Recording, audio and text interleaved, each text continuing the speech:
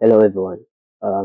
Today I would like to share with you a very interesting um, opening variation to play with the black pieces against the first move, the first white's move pawn to e4. It is a continuation for my um, chess opening tutorial, the best chess opening for black.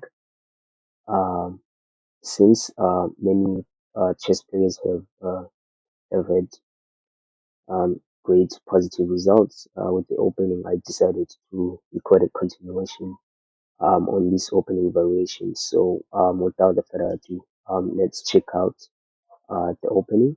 So let me just flip the board quickly. We will be playing with the black pieces against white's first move pawn to e4. We will play the opening um, that uh, sorry about that. We will play the opening that arises from the Scandinavian defense pawn to d5, and the main move here for white is to capture the pawn here on d5, which seems normal, and it is obviously the best move. So after white takes the pawn on d5, we play this smart move, knight to f6 first. Not exposing our queen too early, but we play a smart and modern theory, knight to f6. And if you remember in my last video, um, I recorded how to play against the move pawn to d4, which is the main move here. And I will actually link that video in the description below, so you can check it out after you have watched this variation as well. So the main move in this position is pawn to d4, but as I said, the link for that video will be in the description below. In this quick lesson, we will look at how to play if white decides to defend the pawn with move pawn to c4, which at lower level, most chess players play this quite tricky move, pawn to c4, saying that they do defend their material advantage. And let's see what black has. But in this position, I recommend that you actually go into a very deep and gambit with the move pawn to e6, which is called the Icelandic gambit. And after white captures the pawn here on e6, you will recapture with the bishop, um, developing your bishop simultaneously and looking at the c4 pawn in the future. And actually, we're currently looking at a game that I played a few weeks ago against a very a, a a strong player. By the way, he's 2100 rated on chess. um, and he's one of the top 50%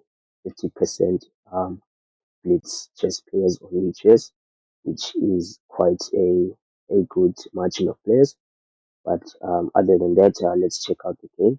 So after I played the move bishop takes here on e6, he played this move knight to f3, which is quite normal.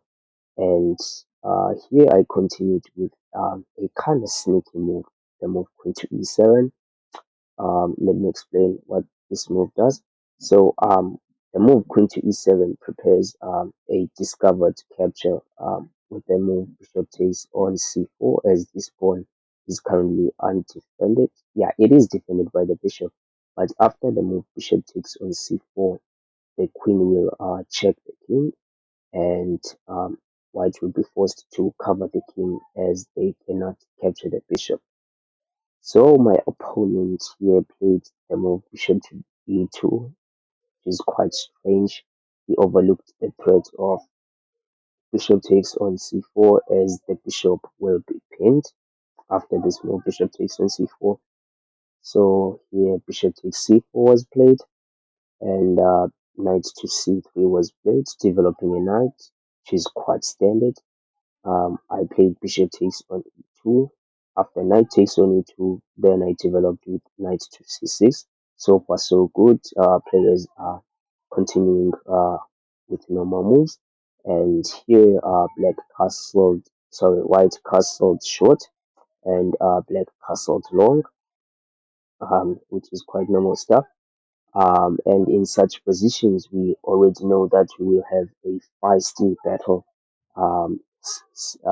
Hence, most players castled on opposite sides, and the player that will have a successful attack will be the one that will win the game. So, white here played the move d4, preparing to develop their light squared bishop and also putting a pawn in the center of the board. Here I continued with the move queen to d7, removing the queen from the e file as it does nothing there besides blocking its own bishop and targeting the d4 pawn later on. Um, White played bishop to f4, developing the dark squared bishop, and here I continued with the move h5. So the move h5 basically says that, hey, I will be attacking on the king side, and what are your plans in the game? Are you gonna start attacking on the queen side, or are you just gonna chill around and dance around with the pieces? And my opponent here responded with the move a4 as well, saying that he's not gonna watch me attack his king, he's gonna attack my king as well. So we have a fun battle going on. I played the move h4 here. Then he continued with the move a5 as well. And in this position, while the best move might be a6, this move, um, from uh, from my point of perspective while I was playing, it was admitting that the white's attack on the queen side is much faster, and that I actually do not believe on my attack. So I continued with a move, which is the third best move from the engine, the move on to h3, which is quite a tricky move to handle, um, especially since your opponent will notice that your attack is kind of fast enough. So after the move h3, my opponent played the move g3, which is the most principled move. But after the move a6, which is the best move suggested by the engine, his position is already difficult to handle since black is already better in this position and white has nothing to oppose. For instance, black can play the move bishop to d6 and rook uh, rook from d to g8 and start pushing the pawns and open the white's position on the king side. So after the move queen to a4 here, this um, was already losing on the spot, surprisingly, because I actually don't know what was overlooked here, because in this position I could have already played the move queen to d5, for which I am currently putting pressure on the knight here, and it is already difficult for white to hold this position. For instance, if white here plays the normal move knight to e1 here, defending the threat here, the threat on g2, the mating threat on g2, then I simply continue with the move bishop to b4, attacking the knight here. And in this position, he has to continue the move knight to c3, covering the threat, as after I capture an e1, the g2 square will have no defender. So you will have to continue with the move knight to c3. And after the move queen to h5, I hold a winning position. Surprisingly, because I have the move g5, I can play knight to d5 as well. My position is very superior here, and white has no attack. But I instead played instead of the move queen to d5 here. I played the move knight to d5, which is also good. Um, um, as it puts pressure on the bishop, and it actually prepares the move f6 and g5 as well. So my opponent here played the move. Sorry about that. Um, After the move knight to d5, my opponent played knight to e5 here, attacking my queen, and as well as putting some pressure on the knight here. And here I gladly accepted the knight. Mm, Knight takes on e5. And after he captured with the bishop on d5, I played the move f6. And after he retreated the bishop, I I played g5, which was my overall plan. And after he retreated the bishop, which was some sort of strange mistake, I continued taking the bishop. After he took the pawn here, and I took the queen, transferring the game into the endgame. While it was clearly um, incorrect to transfer the game into an endgame, as I have a winning position here after the move queen to f5.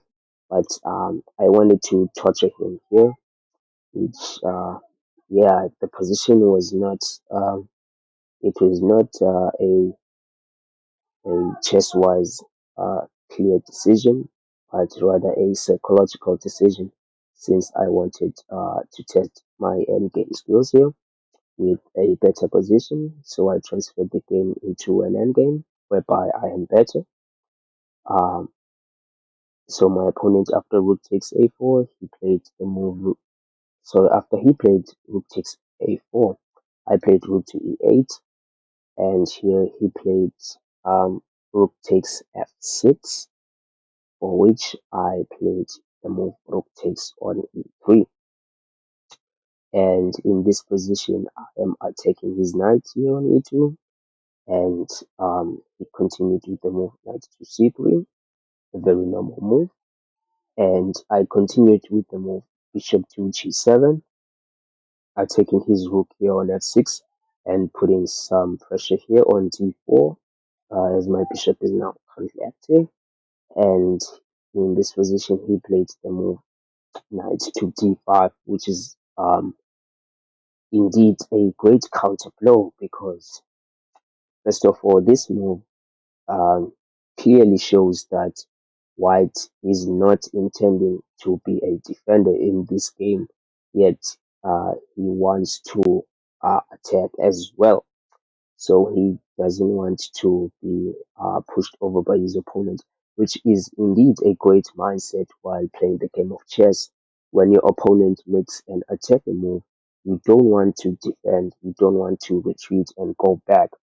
But the downside of this quite often is that players do not calculate variations very well, because they are on a mindset that they are obliged to a win, that they must win the game, because they do not have a passive mentality while playing the game of chess, for which it is not objectively the best idea.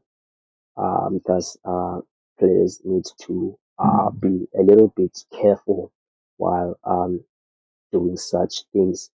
And I would actually recommend that players in chess have this mindset, because it allows you to beat more strong chess players, and to climb and grow on the game as well. But while doing this, you need to calculate variations thoroughly. So that was a quick tip there. So after the move knight to